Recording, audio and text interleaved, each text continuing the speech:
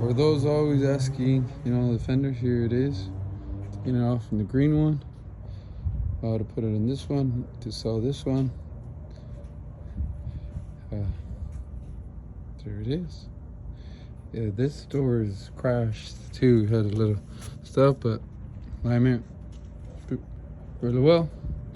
That's the inside. For those ever wondering, that's the inside of the fender.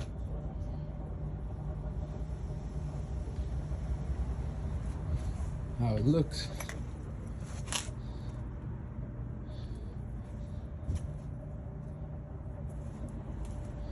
So it uses all stock stuff still. So it just bolts right in. That's the other new radio support. Sits right in front of it. There you go. You got a cut all in here. The old one. Get the light, the new light to fit in though. So here it is.